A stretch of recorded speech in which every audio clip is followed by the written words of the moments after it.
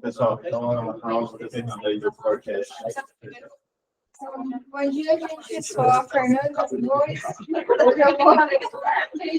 Vou apresentar o journal.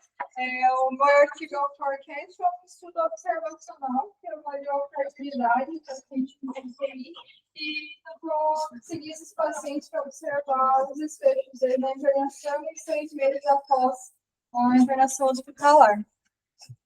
Então, um pouquinho da contextualização, né? Fragilidade é uma coisa bem comum no nosso dia a dia, né? É definida como uma síndrome, né? Não é dependente da idade do doente, mas ela se relaciona com uma vulnerabilidade para dependência e incapacidade para as atividades diárias, associada a quedas, necessidade de cuidados de saúde a longo prazo e aumento de mortalidade. E mais do que isso, ela se relaciona com vários domínios da vida do doente, né? Então, envolve aspectos da saúde física, cognitiva, social e psicológica. Objetivamente, a fragilidade pode ser definida através de critérios diagnósticos. Então, os mais comuns a serem utilizados são esses dessa tabela, né, que a gente vai observar como característica a perda de peso não intencional, exaustão, que é traduzida como fadiga, baixa tolerância ao exercício físico, aqui é a diminuição da velocidade da marcha e diminuição da força de depreensão manual. Quando o paciente tem 3 ou mais critérios, pode-se dizer que ele tem síndrome de fragilidade, e isso são 1 ou 2 na paciente que é pré-frágil. Acho que essa curvinha todo mundo já viu alguma vez, né?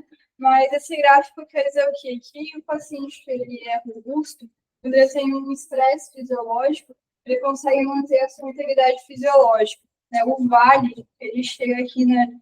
Alterações da homeostase é menor e a duração desse estresse é menor também. Conforme esse paciente vai ficando frágil, que o vale que ele atinge da alteração homeostática é sempre maior e a tempo de duração que ele leva para sair dessa alteração também é maior. Isso está muito relacionado com aquele conceito que a gente sempre fala de reserva fisiológica, né, dos pacientes de UTI. Como é que a gente pode avaliar de maneira mais fácil assim, a fragilidade dos nossos pacientes? O método que é mais respaldado na literatura é através da avaliação geriátrica ampla, que é feita por geriatras, uma consulta, múltiplas perguntas sobre todos os domínios da vida do doente. Acaba como é difícil a gente conseguir fazer, né, no nosso dia a dia, mas esse seria o padrão ouro, né, para a gente conseguir ter esse diagnóstico. Para tentar facilitar, existem várias escalas que a gente pode utilizar para definir fragilidade, e as que o artigo usa nessa são essas duas aqui, o Fragility Index, que eu vou chamar de FI, e Clinical Fragility Scale, que eu vou chamar de CFS. Existem várias outras, mas são essas que o artigo utilizou. As duas são escalas que já são validadas assim, na literatura. Esse é um dos artigos que tentou validar, né, a escala FI. Então, esse daqui é uma coorte, mais de 1.500 pacientes, e eles avaliaram vários domínios da vida do paciente. Nesse estudo aqui, são 36 perguntas que estão relacionadas à funcionalidade, presença de comorbidades, acuidade visual, problemas sociais, cognitivos e psicológicos do doente. E, junto disso, eles conseguiram perceber que esse está classificado sim em mortalidade. Então, os pacientes que são considerados graves têm uma maior mortalidade em internações. Esse estudo, na verdade, é atenção primária. Os pacientes que são frágeis, então, têm um desfecho mais relacionado com mortalidade. Essa daqui é um outro estudo que também são vários que tem, mas esse é um deles que também tentou validar a outra escala, a CFS. Que é essa escala que a gente, depois tem uma parte no vídeo para vocês verem, mas é a escala que a gente já viu, a gente já usou alguma vez durante a vida médica, mas ela também foi uma coorte com 2.300 pacientes, que também conseguiu correlacionar essa escala. Quanto mais frágil eu considero o meu paciente, maior a chance de ele ter um desfecho ruim e maior a chance também de ele ficar dependente.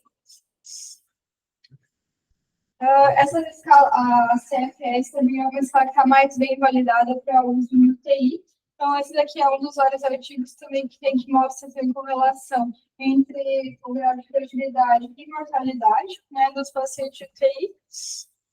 E agora eu vou mostrar mais dois sócios que são a mesma coisa, na verdade, que tem vários, mesmo sendo cohorts, em que eles avaliaram com vários tempos. Então, 750 pacientes foram avaliados em 6 meses, mesma coisa, quanto maior o grau de fragilidade, o paciente tem uma maior correlação de cidade com mortalidade.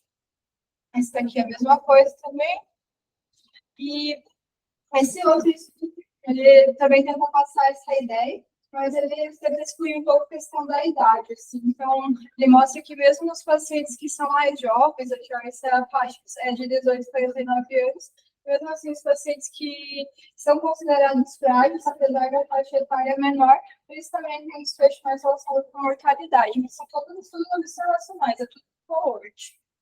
Aqui que foi configurado no slide. Em todas as faixas etárias também o paciente frágil se relaciona com a mortalidade. Então, o artigo que eu vou apresentar é um artigo canadense. E os objetivos do forecast foram avaliar a prevalência e fragilidade usando essas duas escalas, CFS e FI, e determinar a trajetória da fragilidade mensurada por esses casos dos pacientes internados, avaliar o processo de cuidado, tentar determinar a associação entre os resultados e a presença de fragilidade nos doentes.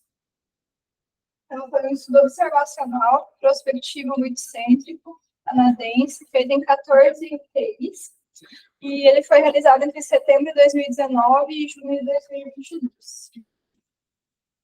Foram incluídos pacientes que tinham mais de 50 anos e que estavam recebendo algum tipo de suporte por mais de 24 horas, ventilação mecânica invasiva ou VNI com uma pressão de uma F maior que 50%, necessidade de droga vasoativa ou terapia de substituição renal. Foram excluídos os doentes que precisaram de suporte por menos de 24 horas, que já tinha mais de 5 dias de internação no momento da inserção no estudo, e não tinham familiares ou alguém para conseguir coletar a história clínica. Também foram excluídas pessoas que já iam falecer, eles achavam que poderiam falecer nas primeiras 2 horas, os que pacientes achavam que poderiam conseguir fazer o follow-up, e também a critério de exclusão não falar francês nem inglês. Os dados, então, foram coletados por pessoas treinadas, era o coordenador, esses caras ensinou hoje como coordenador da UTI. Foram coletados dados sociobiográficos, clínicos dos eventos acontecidos durante a internação. Eles faziam uma reavaliação em 6 meses da alta hospitalar, presencialmente por telefone. Então, eles definiram no estudo que fragilidade seria avaliada tanto pela escala, pela CFS, pela FI, em 3 momentos: na admissão, na alta hospitalar e 6 vezes após a alta. Então, essa daqui foi a escala que eles utilizaram, que eles trazem no suplemento, e você vai graduar de 1 a 9. 1 é o paciente que é robusto, 9 é o paciente que está em fase de terminalidade, né? E aí tem todas as questões que vão ficar chato. E essa daqui faz um suplemento também que é a escala FI. Então, são 42 itens, e eles vão preenchendo com sim e não, que avaliam também vários domínios da vida do paciente, em relação a perguntas sobre depressão, mobilidade auditiva, explica a funcionalidade e comorbidades do paciente. Ficou desconfigurado o negócio. Como desfecho primário, foi escolhida a prevalência da fragilidade, né, nessa população, e foi definida como uma pontuação maior ou igual a 5 na escala CFS e maior que 0,2 na escala FI. Na CFS, tem aquela descrição da pontuação, que a gente viu aqui. Ele já tem um número, né, e a descrição. Então, a partir dali. E a FI, você marcava sim para todos os itens que o paciente preenchia e dividia pelo total, que era 42. Aí essa fração é o valor que ele coloca na escala. E se mais de 20% dos dados da escala que a gente não conseguia preencher por falta de informação, esse valor é desconsiderado. Então, na análise estatística, o que eles fizeram? Eles tentaram determinar o impacto da fragilidade nos resultados, comparando os resultados entre pacientes frágeis e não frágeis, usaram curva de Kaplan-Meier para isso, eles utilizaram o TST para avaliar a evolução na escala da fragilidade com o passar do tempo, fizeram um modelo de regressão logística para comparar a mortalidade versus fragilidade. As variáveis contínuas foram avaliadas com esse teste de Wilson, não sei como fala, e as categorias quadrado, e foram feitas apenas análises de casos completos. No cálculo da amostra, então, eles consideraram que mais ou menos 30 a 40% dos pacientes admitidos no UTI são considerados frágeis, e na alta hospitalar, 55% dos pacientes seriam considerados frágeis. Eles estimaram, então, uma mortalidade de 35% em 6 meses, que daria o cálculo mostrado de 630 pacientes. Esse daqui é o flowchart do estudo. Então, eles elencaram inicialmente 2.186 doentes, preenchendo os critérios de inclusão 687. Mortalidade hospitalar foi de 164, então os que foram de alta foram 523, e os que foram reavaliados em 6 meses foram 436, por conta dos 67 pacientes que acabaram falecendo nesse nível. Eu tentei fazer uma tabelinha, ela ficou meio feia, mas enfim. Então, em relação aos dados, né, dos pacientes que foram incluídos no estudo, a idade média foi de 68 anos, a maioria eram homens. O Apache, 23, 90% estava em ventilação mecânica, 74% com droga vasoativa e 5% da instituição renal. O artigo não traz tipo, uma tabela 1, ou seja, já traz tudo dividido. Então, tem 2 tabelas, que é uma com a CFS e outra com a FI. Só que as 2 têm valores bem parecidos. Eu botei só um, para ficar muito repetitivo. Mas a maioria dos doentes eram doentes clínicos, em torno de 70%, né, eram doentes clínicos. E então, falando agora provavelmente dos resultados, né? Então, nessa escala, nessa tabela, eles avaliaram, né, a prevalência da fragilidade dos pacientes admitidos na UTI. Então, considerando a escala CFS, né, maior ou igual a 5, isso dá mais ou menos uma proporção de 30% dos doentes admitidos na UTI são considerados frágeis. Usando essa outra escala, aquela mais complexa, de 42 itens, dá 44%. Na alta hospitalar, pela CFS, 54% dos pacientes são considerados frágeis, versus 67% pela escala FI, e em 6 meses, 34% pela CFS e 42% pela FI. Então, acho que disso a gente tira que mais ou menos 1/3 dos pacientes que a gente admite na UTI seriam considerados frágeis. Aí, esse forte também traz esse gráfico. É um gráfico bonito, mas o que ele quer dizer? Esse primeiro aqui é utilizando a escala CFS e esse daqui é a escala FI. Então, a CFS 1 a 3 é a paciente 4 é o paciente pré-frágil e o 5 a 9 é o paciente frágil. Né? Então, o paciente que não é frágil, ele começa bem, a maioria... Uma minoria, na verdade, continua bem. Aqui nessa segunda coluna é alta hospitalar e aqui é 6 meses do follow-up. Então, uma pequena parcela começa bem, continua bem e termina bem. Uma grande parte começa bem, começa a ficar mais ou menos e termina mais ou menos com mal. Mas os pacientes que já são frágeis, eles muitas vezes continuam frágeis aqui na alta hospitalar, uma grande parte deles acaba evoluindo para óbito, e até desses pacientes que conseguem ir para alta hospitalar, alguma parte considerável deles até acaba falecendo nesse meio tempo. Uma coisa interessante de a gente ver também é que tem alguns pacientes, que eles conseguem até se recuperar, né? Eles estavam aqui frágeis na alta hospitalar, e aí 6 meses depois eles conseguiram ganhar funcionalidade e subir na escala com o passar do tempo. Então, depois elas conseguiram ter alguma recuperação funcional aí. Usando essa outra tabela aqui, esse outro lado aqui da figura, que é usando a escala FI, a gente consegue perceber que essa escala consegue ser mais sensível. Então, tem mais pacientes caracterizados como frágeis, mas ela também mostra a mesma coisa, né? Que os pacientes frágeis, no final, uma grande parcela deles continua muito frágil ainda na alta hospitalar e continua frágil também 6 meses depois. Pacientes que começaram bem também acabam evoluindo como frágeis, né? E também existe essa questão da recuperação, algum tempo depois. Então, alguma parcela desses doentes acaba evoluindo para um status melhor 6 meses depois do alta hospitalar. Não sei se deu para entender, é meio confuso, né? Essa outra tabela mostra um pouco de como é que foi a internação desses pacientes durante a estadia na UTI. Então,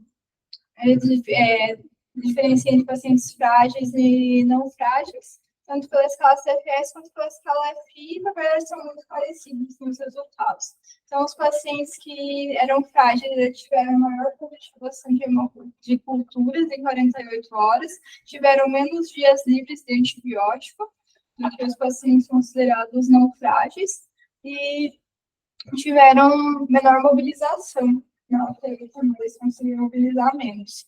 Em relação a delírio, uso de psicóticos, opioides, não houve uma diferença importante. Aqui nessa tabela, em relação aos resultados 6 meses, né, após a admissão na UTI, em relação à fragilidade.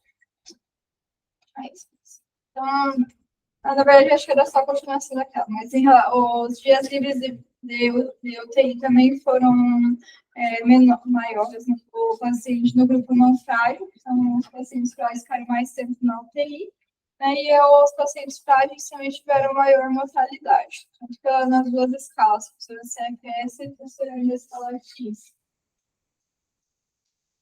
E aqui em 6 meses, mesma coisa, os pacientes que eram frágeis também morreram mais, e aqui ele avaliou alguns outros desfechos. Essa escala CAS é uma escala de funcionalidade, então os pacientes frágeis eram menos funcionais, e essa outra escala é uma escala de qualidade de vida, então os pacientes frágeis também diminuíram a qualidade de vida 6 meses após a internação hospitalar.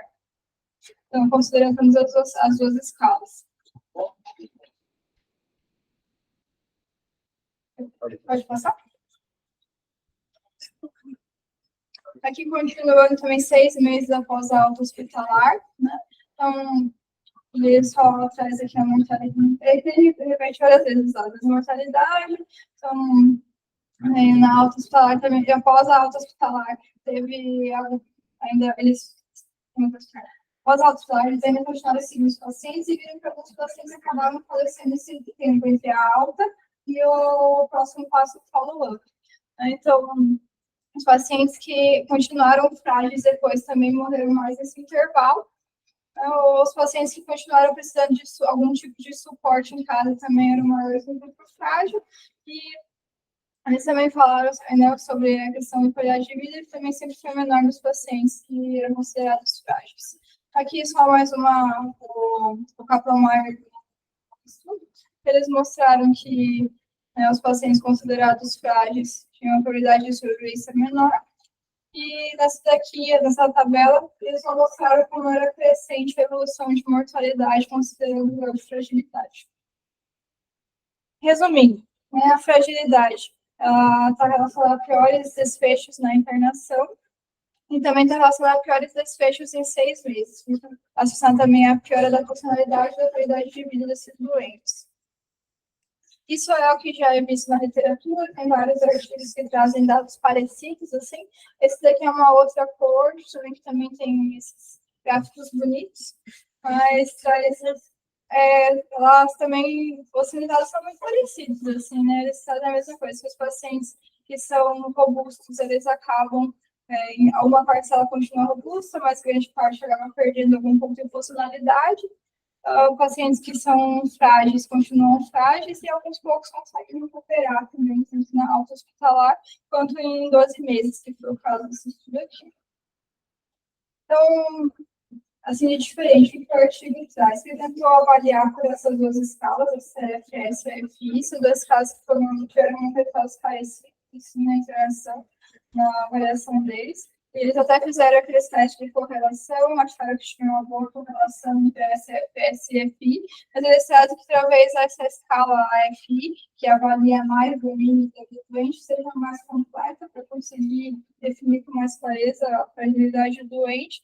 Ela consegue, talvez, implicar algum incidente atrás, né? No doente de comórbido, se alguém tem algum prejuízo de habilidade visual, cognitiva, problema social, ela consegue, talvez, definir melhor aonde fica o problema do doente. É uma questão que eles trazem na discussão do artigo, mas acho que na nossa prática talvez seja meio difícil aplicar, porque é uma lista de 42 itens que você vai ter que ficar ali marcando assim, né? Então, talvez seja um pouco mais difícil de usar que nem a outra escala, que é só bater o olho e talvez definir com mais rapidez. Então, de pontos positivos, assim, é um estudo que é multicêntrico, né? Então, o fator de utiliza, é longitudinal, então acompanha esses pacientes ao longo do tempo. E de pontos negativos, assim, que eu achei que ele tinha esse negócio de exigir um acompanhamento, né, por 6 meses. Então, os pacientes que não conseguiriam ter esse acompanhamento, eles achavam que não iam ter como acessar eles por telefone ou alguma outra forma, eram excluídos. Isso talvez acabe excluindo aqueles doentes com menos recursos, né, sociais. É um estudo observacional, querendo ou não, é um estudo que levanta hipóteses, né, ele escreve os dados, assim, a gente não consegue comprovar uma relação efetiva.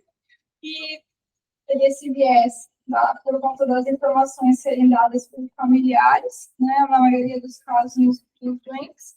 E outra coisa que o artigo traz é que os testes estatísticos, eles não foram aplicados com a multiplicidade. Eu li sobre que quando você faz vários testes em cima de um mesmo dado, aumenta a chance de ser um falso positivo. Né? Então, é uma coisa que eles trazem como crítica na discussão do artigo. Eu fiquei pensando que é mais botar aqui de discussão, que é um estudo observacional, né? Então, não sei exatamente o que criticar da metodologia, enfim, porque o intuito do artigo foi ver, né, como é que as coisas funcionavam e como é que escrever esses dados, assim. Mas acho que concluindo, né, a fragilidade está relacionada a piores desfechos, né, tanto na internação em TI quanto na internação hospitalar e 6 meses após a internação. Acho que isso talvez ajude a gente na tomada de decisão dos pacientes que se beneficiam mais de internação em UTI. E outra coisa que eu achei interessante é a questão da recuperação funcional, né, depois da internação hospitalar, né, que às vezes a gente já tem uma ideia ruim, assim, desse doente que sai muito frágil da internação, mas talvez ele consiga se recuperar. Mas não sei também até quanto isso está dependente do acesso que ele tem a serviço de saúde e a uma boa rede de reabilitação, né? Porque isso seja realmente nosso caso. É isso, gente. Obrigada.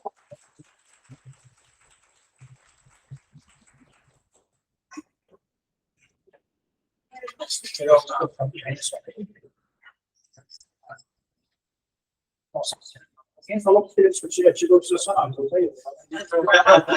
Quem falou? Quem falou que devia ter pintado. Bom, acho que tem vários pontos interessantes aí para discutir, mas eu acho que vamos focar na raciocínio em cima do artigo. Primeiro, assim, vocês acham que traz algo para a prática de vocês? Sim. Sim, não.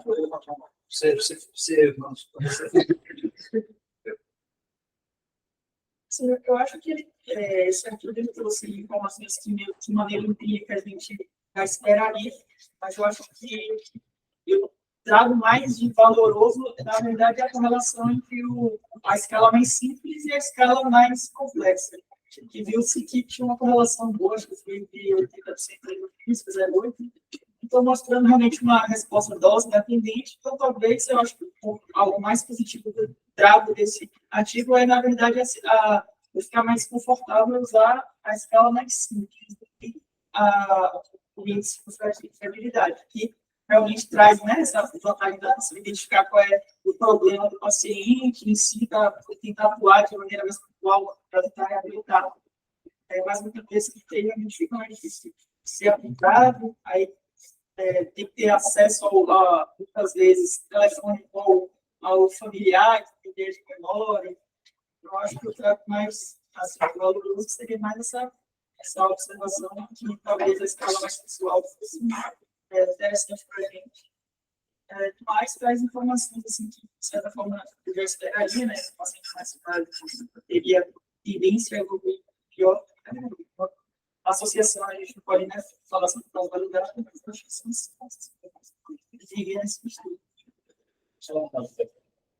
Mas quando você diz esse slide, a gente tem estrutura observacional.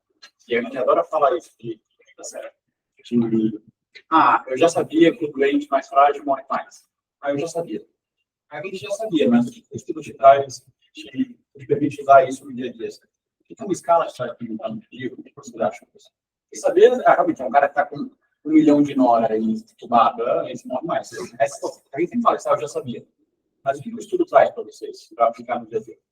Além de realmente posso usar mais simples, e o vai precisar da fragilidade em si, o que o estudo traz? Acredito que seja mais objetivo.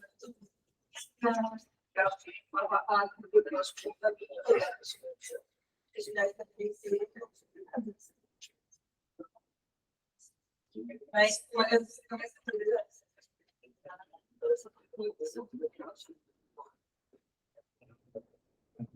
Acho legal que há duas escalas e parece que os outros estudos que a Fernanda trouxe mostram que parece ser bem consistente, né? Então, a escala assim, os fechos que cada extrato da escala está relacionado. Assim, racionalmente, a gente sabe que a fragilidade está bem associada com o desfecho ruim. Eu, pessoalmente, não sinto um viés muito grande de esquecer da fragilidade até o momento em que alguém levanta essa bola. Às vezes, naquele extrato médio, que é frágil do paciente, não está tão fácil de ver que esse paciente ainda é tão frágil.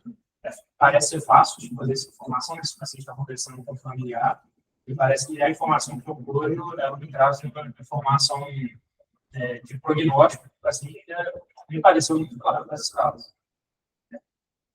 Por exemplo, o paciente hoje não sei que tem tomado conforto angiogênico, parece um Chaves, está conversando com a gente. Eu fiquei muito focado em saber o diagnóstico do choque, saber o que ele tinha de descrafração utilizada na medicação, ou não tem nada de fragilidade. Quando eu fui ver a história do ambulatório dele, vários problemas de fragilidade que poderia ter coletado com ele que coletei. Eu acho que eu fico muito mais tranquilo de usar pelo menos as perguntas da escala, enfim, para poder determinar se for esse paciente intermediário, aumentar a fragilidade dele e repensar quais que são as coisas dele.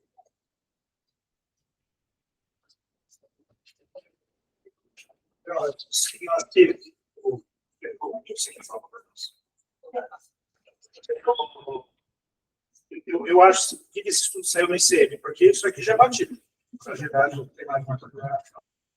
Acho que primeiro é muito centro, né? E eles têm um segmento de 6 meses, mas eu acho que o pulo do gato está em ter comparado a CFS com o índice de fragilidade. E, em teoria, o índice de fragilidade é melhor do que a CFS, porque ele é mais categorias ali para fazer a avaliação. Você mostrou lá no começo que começou com essa história do fraturamento da frente, né? Os critérios da LOT são critérios meio força de resistência pulmonar, são critérios bem de regulatório, assim, não tem como a gente aplicar na nossa prática. E aí isso foi vindo para a própria. Eu acho que é importante vocês lembrarem desse. É interessante saber os critérios dela, né? Os critérios da FIT. Eu achei legal que trouxe o índice de agilidade, a CFS, e o MFI. Vocês já ouviram falar? O índice de agilidade modificado. Que ele é calculado.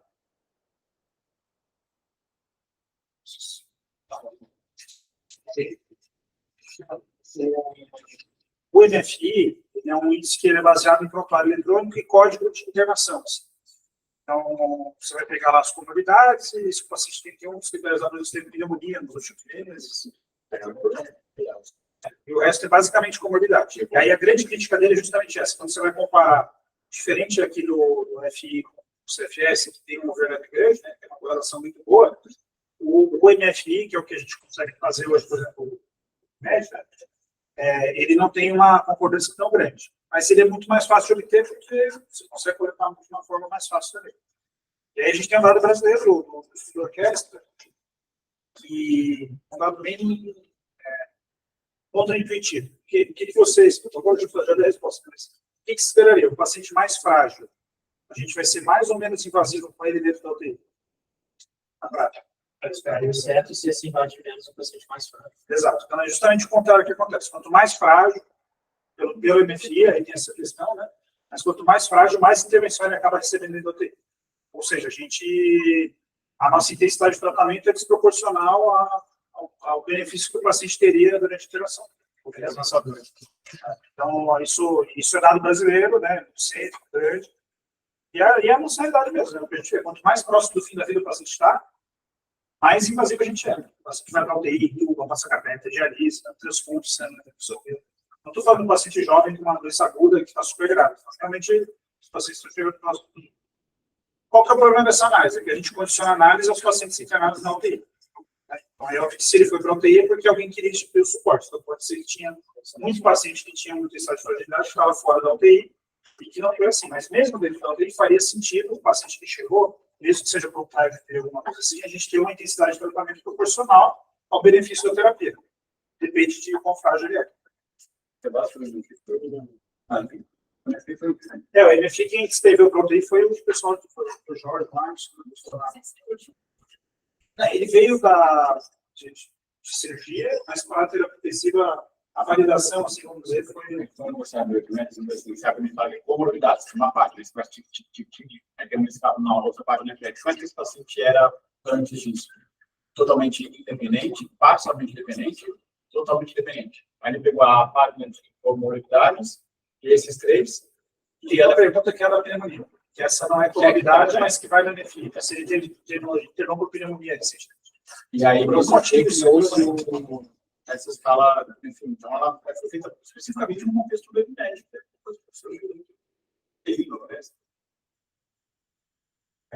Mas esse é o dado que a gente tem, né? Contextualizando aí na nossa prática. Mas se queria falar. Mas eu estou me falando mesmo. Acho que a ideia é de algo meio subjetivo, né? Instrumentaliza, né? Porque eu acho que é uma conversa que na prática a gente tem continuamente com as famílias, com os próprios pacientes, inclusive, mas tem uma sensação de incerteza, né? E até acho que a posição que a gente está também de escolher o que tem que ter também, porque eles vão levar em consideração. E, não sei, acho que ver, de fato, o dado traz uma tranquilidade maior, assim, acho que passa aqui um pouco, para mim foi bem contente, assim. É o uso direto.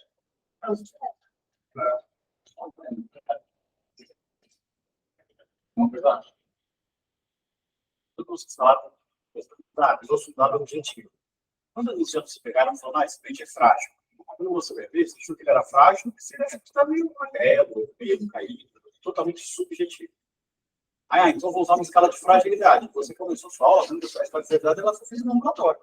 Então, faz parte do processo, não só isso, como outros estudantes, pegar algo que era num contexto, aplicar em outro contexto, no contexto da terapia intensiva, ver que isso é válido e trazer uma coisa que é subjetiva para algo objetivo. E aí deixa de ser não, que é frágil para mim, não é frágil para você. Então, ele torna objetivo coisas que falam, olha, eu posso pontuar, com isso eu consigo argumentar melhor, com isso eu consigo formar melhor o meu raciocínio, e isso é validado. Claro que eu estou falando de validado e uma população aqui de um monte de gente. Você também fez Covid, então você consegue realmente ter isso. Olha, o que eu estou falando, claro que tem as suas regionalidades, são estudos feitos, mas tem dados mais concretos para ficar na vida. Assim, então, esse estudo, apesar de observacional, na verdade, sim, começar a área observacional. Então, ele traz coisas que só um estudo observacional conseguiria fazer. E aí a gente consegue aplicar para vocês. Então, a gente passa a valorizar só o XCP, que é clínico. Possível, eu acho. A gente está falando. Não, mas você não faz, pode analisar para uma intervenção para evitar que ele fique mais frágil, né? Autorização, dieta, sei lá, algo nesse sentido. Que é onde acaba ficando essa prática, né?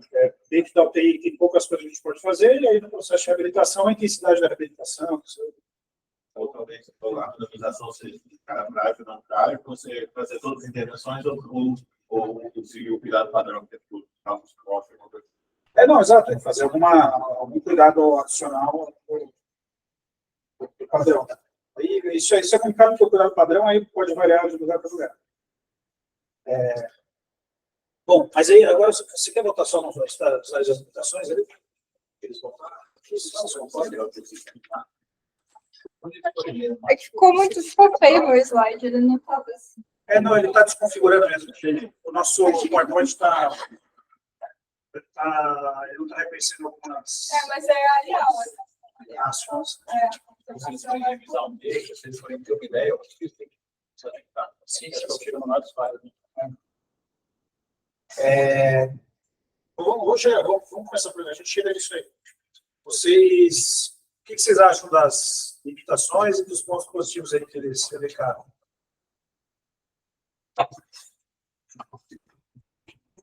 Eu achei que foi nos pontos positivos foi muito sempre, ok. Mas no país com um IDH, né, bem específico. Eu queria muito esse obrigado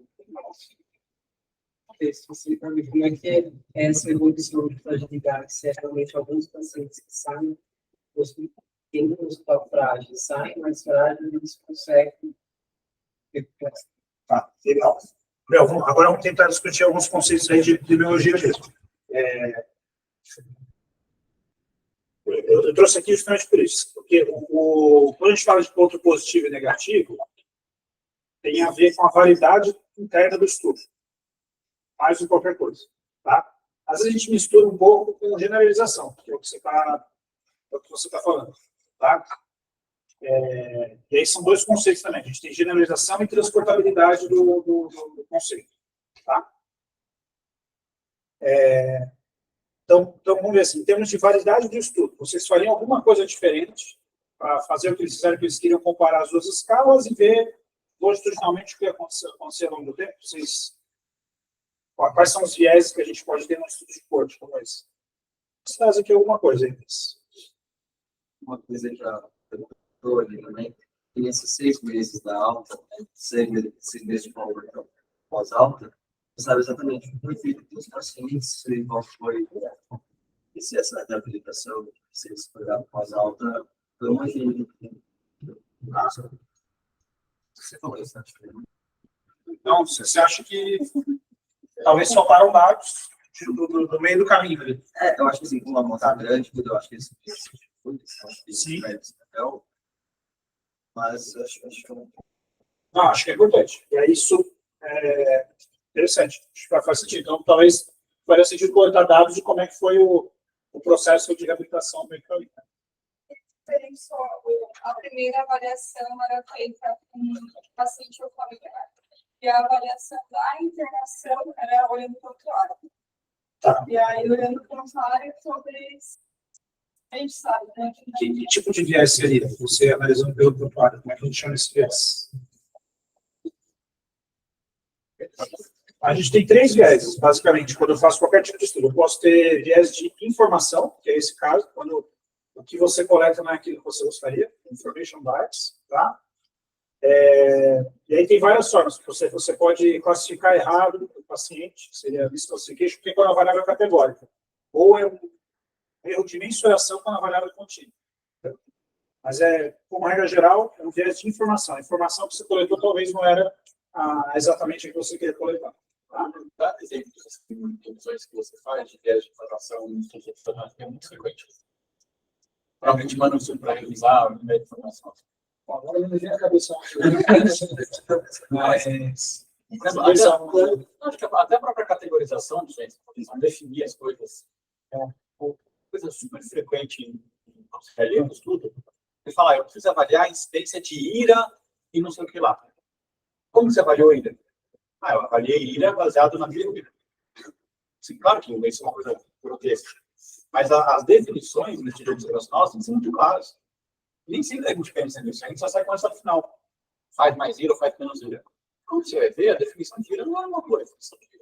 Então, todo estudo observacional, você tem que entender claramente como que essa variável foi coletada, se teve o jogo que ela veio, realmente se ela foi provável. Quem coletou? Quando você vai coletar índice de fragilidade, se eu coletar índice de fragilidade, eu não sei se tem lá, você mostrou o SI.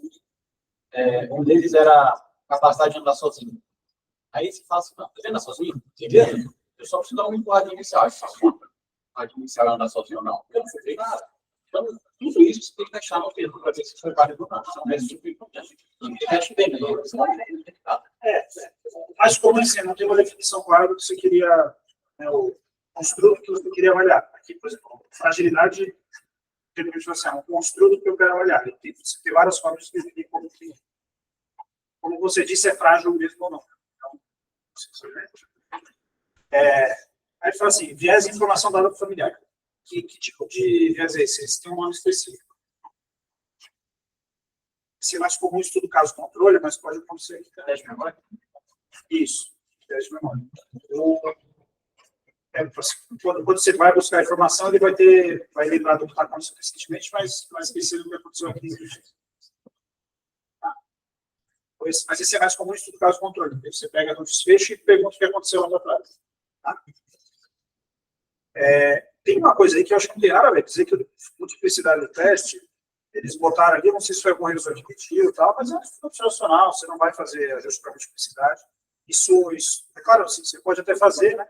Mas isso acaba sendo mais importante para ensaio analisado, quando você faz análise subgrupo, essas coisas. Então, aí, o estudo em si, embora ele tenha feito eu nem disse que não se chama análise multivariada, eu acho que não, né?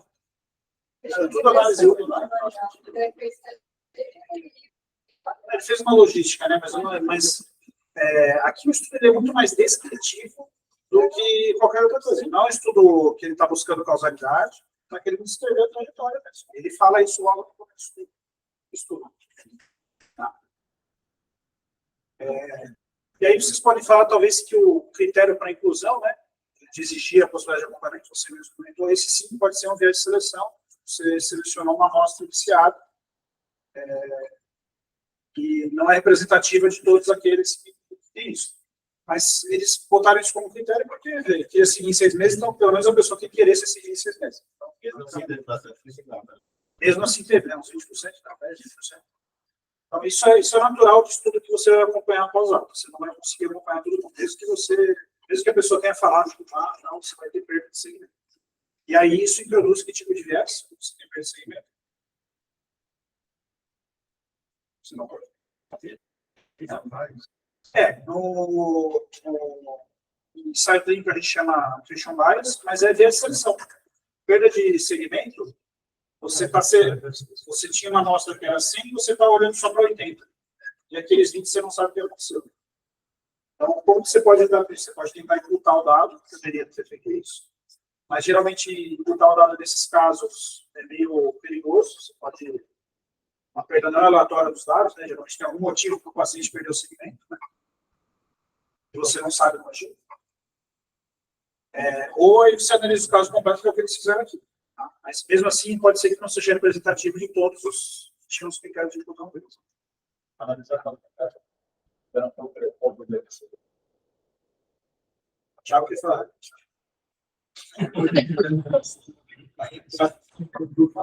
Mas alguns pacientes não têm dados completos porque, por algum motivo específico, vai sair muito claro. Então, assim, um motivo específico. Entendeu?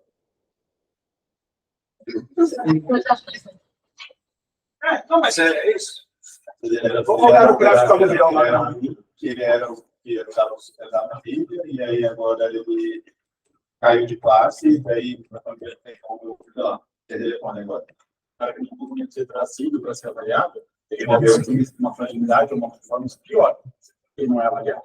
Ou você tirou, você selecionou, tirou justamente o achei. Eu acho que aqui é legal para a gente ver, né? Porque Vamos ver quem que veio para o Missing aqui. Então, no CFS, veio um pouco de cada, né? Foi meio proporcional, assim, né? Que veio aqui para o dado faltante. E interessante que é na autoestória, isso é meio... Né? Eu não esperava ter visto isso. Eu não sei por que isso aconteceu. E aí depois, olha quem veio Missing para cá. Aí veio muito CFS 5.9, teve Missing foi a maior proporção, né? Se vocês forem ver. Quem já perdeu o segmento aqui continuou perdendo lá, mas perdeu o CF 5.9. Isso aqui não tem como coisa, pode tentar imputar e tal. Provavelmente era a gente que o cara tá tão ruim que ele não conseguiu fazer o segmento. Entendeu? Então você acaba perdendo essa informação. Vocês, cara, acham que o problema de imigrante que vai lá para pegar o serviço aqui, A gente fala francês e inglês. Tem que ser imigrante. mas será que fala francês é o quê? Não, mas pode ser isso. Pode ser. Não, eu acho que era falar mesmo. Ele vai levar. Você colocar esse número máximo de missão, ou dependendo do missão, dependendo dos fechos. Você colocar aí um número, uma porcentagem máxima de missão, ou não, depende do desfecho, depende do... O que vocês acham? Entendeu? O quanto precisa ser terreno de missão? Qualquer missão é ok? Missão do que é ok? O que não é ok?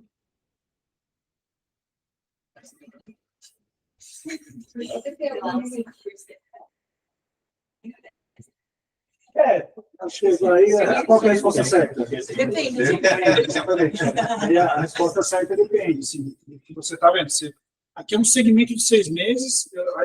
Desculpa, mas foi telefônico ou foi presencial? Teve os dois. Teve os dois? Assim, 6 meses, se você optou por telefônico, é para você conseguir mais pessoas, né? Presencial, o risco de a pessoa não é um pouco maior, mas ao mesmo tempo você pode perder o telefone, depois conseguir contato. Então, tem tudo isso que o colega conseguiu te falar.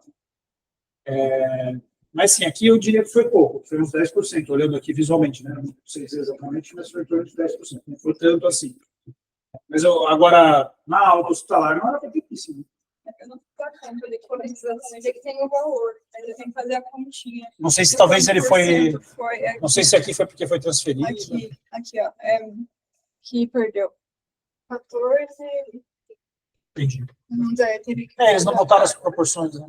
Não, aí eu não fiz a Você tem mas 20% de primário é mais importante.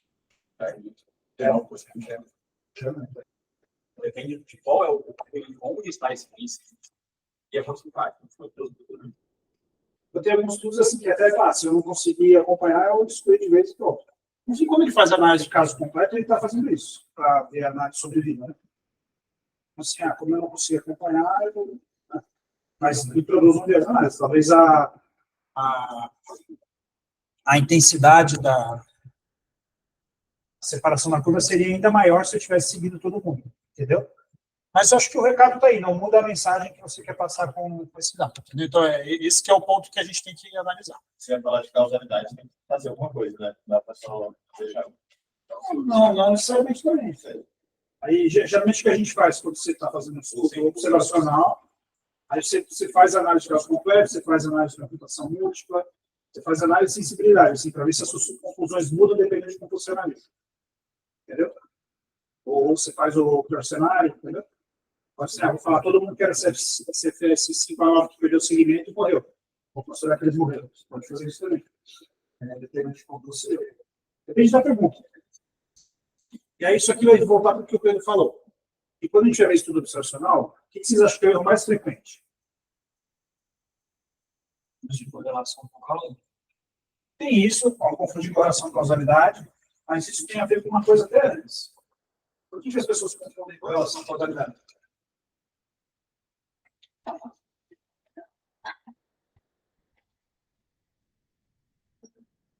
Então, você primeiro.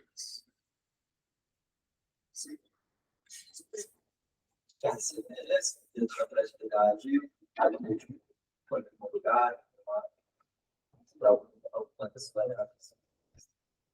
Não, entendi. Não. Só estava pensando. O Rodrigo vai falando que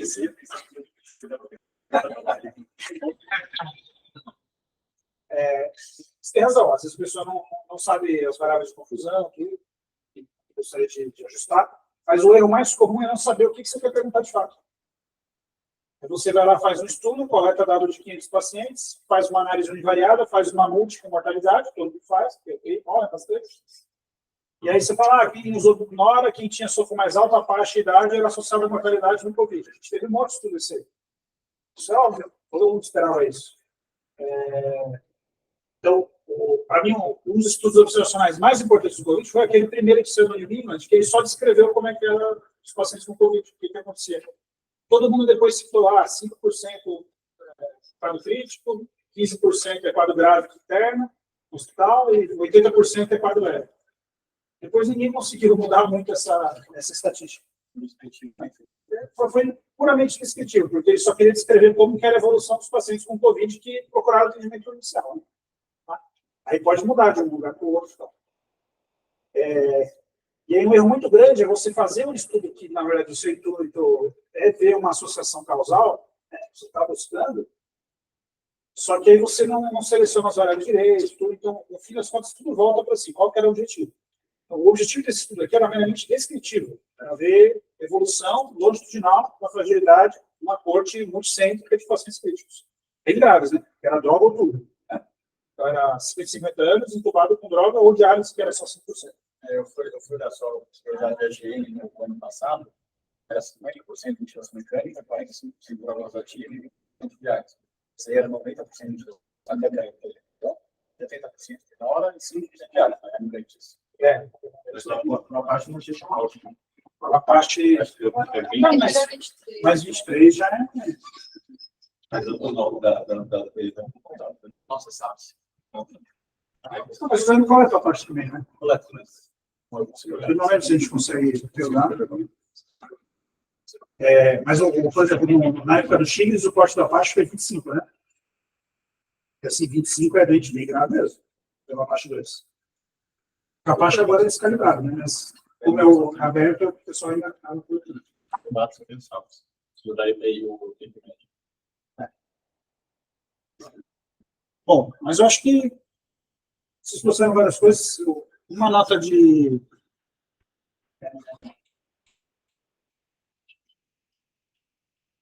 um comentário sobre assim, usar a escala para tomada de decisão. Isso assim, se a gente fala por SAP, se a gente fala por SOFO, ou para qualquer escala, a gente não pode usar nenhuma escala para isoladamente para tomar decisão. Né? Eu acho que vocês comentaram isso, mas eu acho que é para reforçar. Então, acho que é uma escala a mais. Eu acho que faz sentido a gente aplicar ela no nosso dia a dia, né, se possível. Ainda não é uma prática implementada, mas lá no Canadá é. Tá? Lá no Canadá, nas bases de dados deles, eles coletam o CFS de todo mundo, em teoria, da admissão no UTI. Tá? Desde aquele estudo que você mostrou do Rockwood, lá do CC. Tá? Então, é uma informação a mais que nos ajuda a juntar as partes para tomar decisão, né? Seja para triagem, seja dentro da UTI já, para beneficiar de tratamento, né? Mas, de novo, isoladamente, a gente não deve usar nenhuma escala. Né? Porque, olha só que interessante, ele chegou ao CFS 5, aí na alta ele estava melhor do que acharam o CFS 5, né? Tá? E depois, sei lá, alguns pioraram, mas teve vários que estavam CFS 5 a 9 e melhoraram. Então, isso tudo pode acontecer. Né? Para finalizar, só coisas estatísticas aqui. O que vocês acham desse gráfico aqui? Como é que é o nome dele? O nome do pessoal que chama de gráfico aluvial. Isso surgiu tem uns 2, 3 anos, né, Pedro? A gente não via gráfico assim. Primeira vez que eu vi foi uma ligação. Mas aí é fácil. Aí surgiu, ele realmente dá uma informação bem visual do que está acontecendo, né? Ele não mostra só as proporções, né? Ele mostra de onde veio e de onde foi de cada etapa. Né? Uma ideia. Ele mostra a singularidade. Que é legal, né? Deixa eu ver aqui.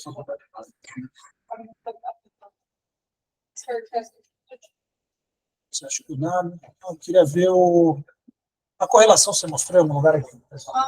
Não. Você só fala. É porque não tinha. Tá. porque isso eles podem ter apresentado graficamente. Não, mas... Mas acho que não aí tinha mesmo, eu queria mostrar isso aqui só rapidinho. Pode ir, que eu queria mostrar do... O que vocês acham de apresentar o Charlson com disponibilidade desse jeito? Qual que é a opinião de vocês? Era assim que estava no texto? Só 1.9. Vocês conhecem os códigos do Charlson? Como é que ele é calculado? Algumas específicas, né? KBC, acho que licença compensada, né? Típica, aí você vai pontuar sim ou não, sabe? E pontua agora. A pontuação são números inteiros. Tá? Então, assim, por exemplo, pode não ter o Não tem mesmo.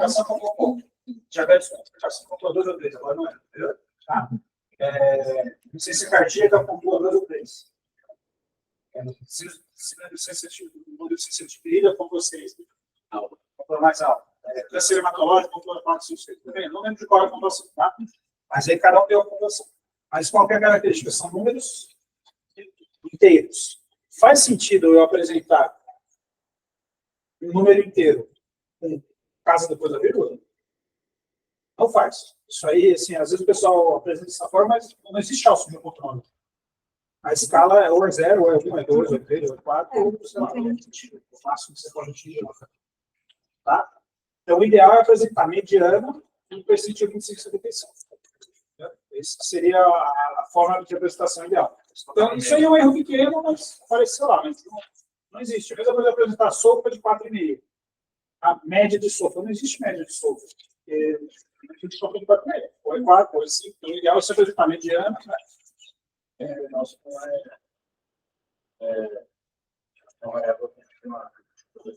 exato. Não faz nem sentido apresentar com média. Né? É uma variável que é toda desviada. Né? Você tem um monte de zero, porque paciente sem comorbidades, e aí ela vai o seu sucesso de histograma ia ter cada vez menos mais para a direita. Tá? Mesma coisa o SOF. Essa daqui é o... Eles apresentaram o box plot.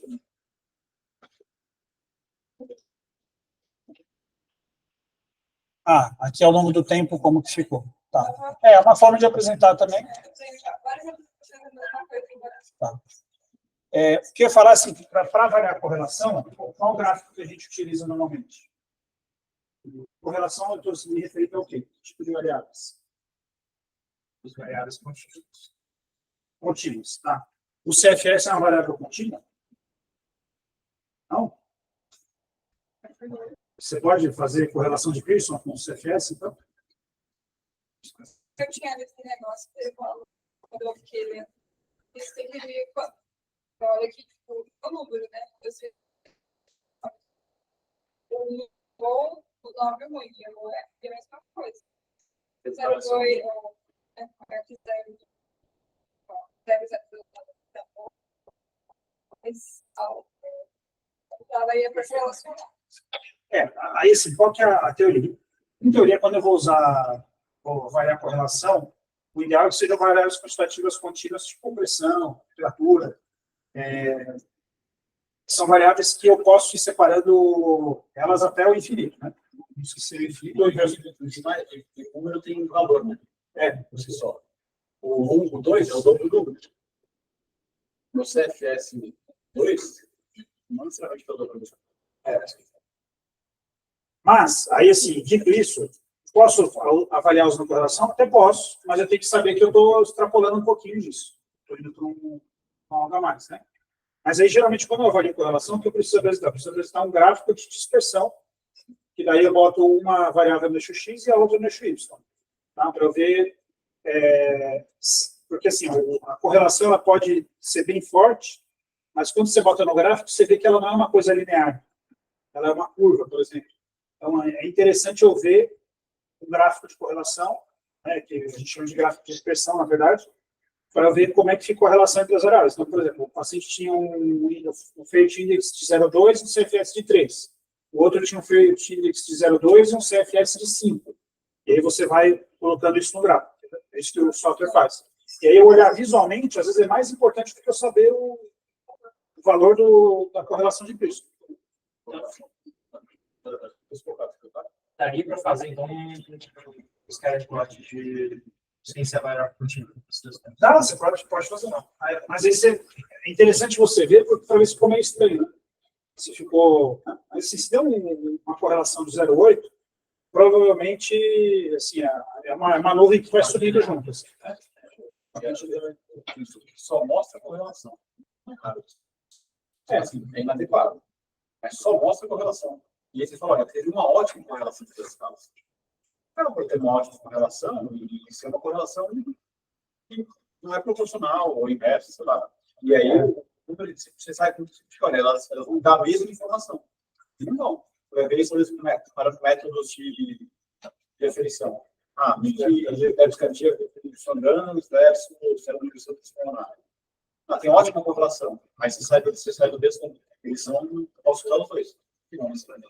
O que pode, por exemplo, você pode ter uma correlação muito boa, mas um está dando a medida 2,5 e o outro está dando 3,5. E aí a próxima está dando 3 e 4. Então a concordância é ruim, mas elas sobem juntas. Então a correlação vai ser muito boa. Entendeu? Então, esse que é o ponto. Pode ser diferença entre dado muda ou não dado muda. Mas os dois subiram. Mas calma lá, nós não somos subiram e um mais pronunciava para o outro estado. Aí é outra coisa, para avaliar a concordância para ver se o valor que ele está dando é o mesmo. É diferente de correlação. Correlação é para ver se os dois eles andam numa escala na mesma direção. Vamos dizer assim, tá?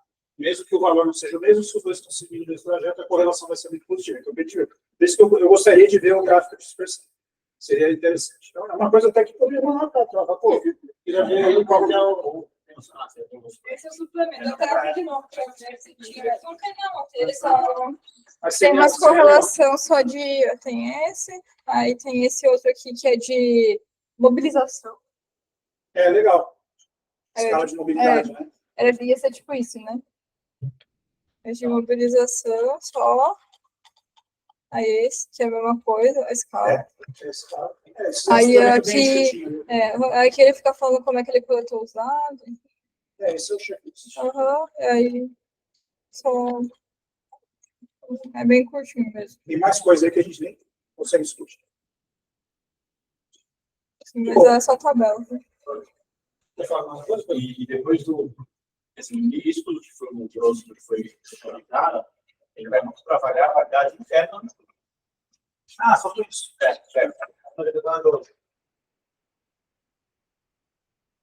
O que é generalização? Você fez? Você queria falar assim, na nossa realidade. E se eu dissesse isso aqui, se eu quisesse aplicar esse conceito para a enfermaria, o que seria?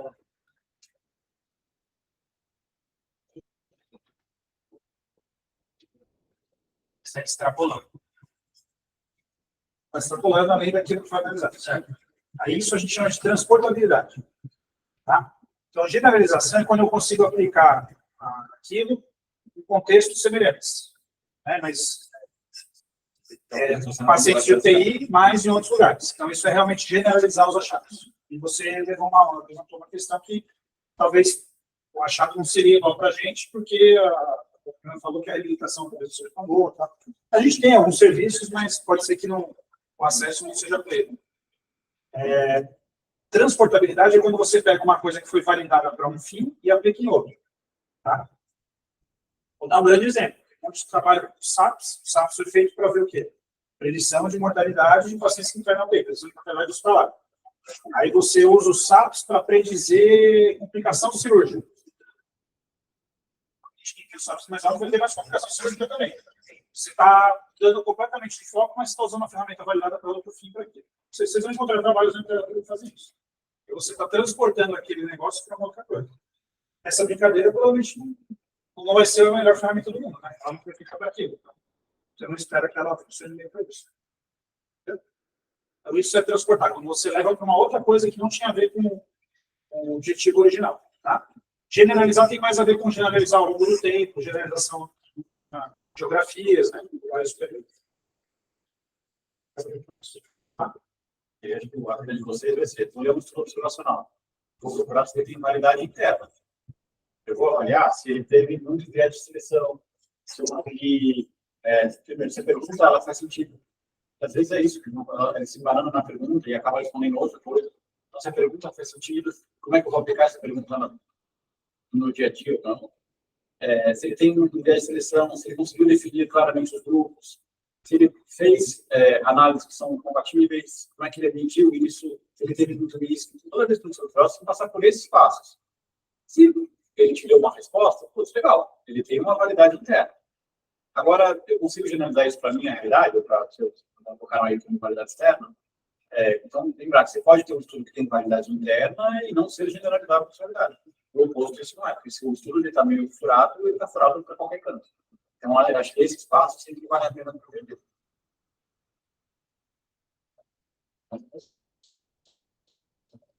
Bom, estudo observacional, agora se não querer ver mais.